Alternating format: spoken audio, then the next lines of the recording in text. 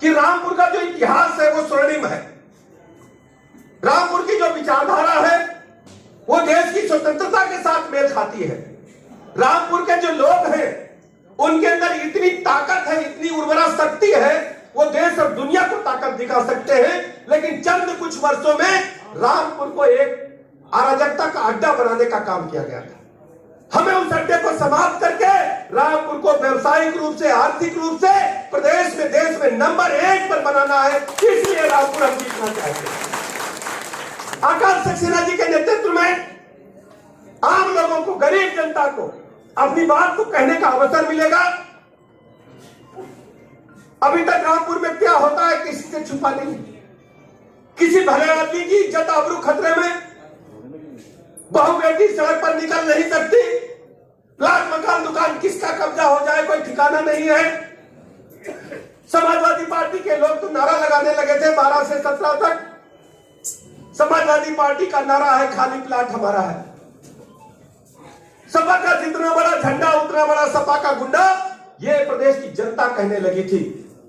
आज मैं कह सकता हूं 2017 से जब से भारतीय जनता पार्टी के अब पूरे प्रदेश में एक भी गुंडा माफिया सक्रिय नहीं है। या तो जेल के सीखे के पीछे है या प्रदेश छोड़ के चला गया। क्योंकि आप सब प्रबुद्ध जन हैं तो आपको जाकर के जनता के बीच में इस बात के लिए तैयार करना है कि रामपुर इस बार बदलाव के रास्ते पर चल पड़ा है और यहां कानून का राज स्थापित करने वाले भारतीय जनता पार्टी के प्रत्याशी भाई आकाश सक्सेना जीत करके प्रचंड बहुमत से जाने वाले हैं। आदरणीय प्रधानमंत्री नरेंद्र मोदी जी की गरीब कल्याण योजनाओं की सूची जब रामपुर की हमने देखी, बड़ी संख्या में सर्व समाज के लोगों को निःशुल्क पक्के मकान मिले हैं। उसमें हमारे पसमादा मुस्लिम समाज के भाई जो गरीब है, जो आम आदमी है, उनको पक्का मकान मिला है। निःशुल्क शौचालय सबको मिला है। 5 लाख तक का निःशुल्क इलाज मिल रहा है। किसान सम्मान निधि प्रतिवर्ष उनके खातों में जा रही है 6,000 रुपए। सैकड़ों ऐसी योजनाएं आदरणीय प्रधानमंत्री जी ने चलाई जिसे आम जनता को फायदा पहुंचे। भारतीय जनता पार्टी ने जो पहले नारा दिया था, सबका साथ, सबका विकास, सबका विश्वास, उस आधार पर हम आगे बढ़ रहे हैं। रामपुर में पिछले दिनों हम आए थे, बड़ी संख्या में मुस्लिम समाज के भाई बहन इकट्ठा हुए और वो सम्मेलन कोई साधारण सम्मेलन नहीं था। मुस्लिम समाज के जो पसमादा मुस्लिम भाई बहन थे वो इकट्ठा हुए थे और उसमें हमने देखा था कि बड़ी संख्या में लाभार्थी लोग भाई बहन आए हैं। मैं आज रामपुर के लोगों से कहना चाहता हूं, जैसा कि अभी आकाश जी कह रहे थे, हम सबको इकट्ठा होकर के एक वोट भारतीय जनता पार्टी के कमल को खिलाने के लिए डालना है।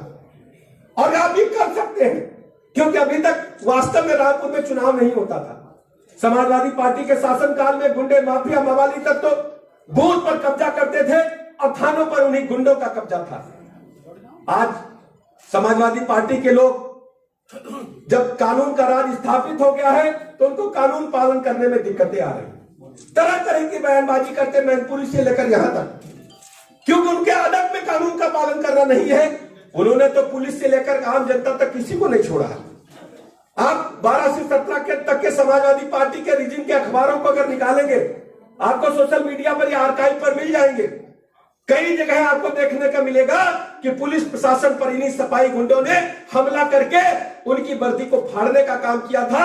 यही सपा के गुंडे हैं जो समाजवादी पार्टी का संरक्षण लेकर के जीते और पलते थे। आज योगी जी की सरकार में उन्हें कानून का पालन करना पड़ रहा है तो उनके चैन उड़ गए हैं, उनकी नींद उड़ गई है। तरह तरह की बयानबाजी करना चाहते हैं। एक कहानी आपको सुनाना चाहता हूं। एक पुराने मौलवी साहब थे तो उन्होंने जिन्न पाला हुआ था। तो जिन्न उनसे रोज काम पूछता था, तो रोज काम बता देते थे, क्योंकि उनके पास राजसत्ता थी, राजा का सहायक माना जाता था उनको।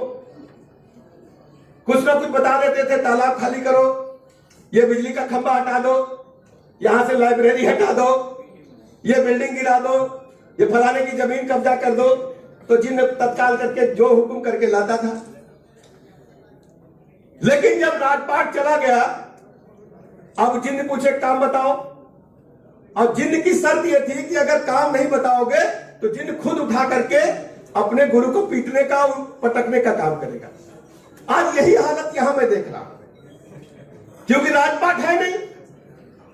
जो अपराधी तत्वों को पाला था, जो मनोकांक्षा इनकी थी, और वही जिन पटक पटक करके इन लोगों को ठीक करने का काम कर रहा है। इसलिए मेरे रामपुर के प्यारे भाई बहनों, आज आपसे अपील करने के लिए आया हूं।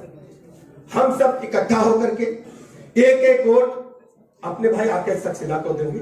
ये वोट कमल चुनाव चिन्ह पर आदरणीय प्रधानमंत्री जी की जन कल्याण कार्यक्रम जो है उन पर मोहर होगा।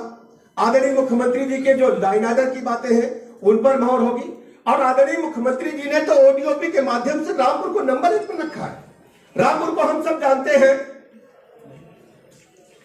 सामान्यतः लोग रामपुर को लोग विदेश भावना के कारण जानते हैं, लेकिन पिछली बार रामपुर आया तो हमें पता चला चाकू के साथ वायलिन भी यहां बनती है और दुनिया को जाती है वायलिन यहां से। जो संगीत की धारा रामपुर से निकलती थी उसे कमजोर किया गया और अन्य जो विध्वंसकारी ताकतें थी उनको ऊपर किया गया। लेकिन अब रामपुर में ये नहीं होगा। हम यहाँ वायलिन की धुन को दुनिया के आसमान पर पहुंचाना चाहते हैं और यह काम आकाश तक सुना करेगा। मैं प्रबुद्धजनों से कहना चाहता हूं कि आप लोगों ने 17 से पहले की भी सरकारें देखी हैं और समाजवादी पार्टी के सरकारों का कार्यकाल भी देखा है।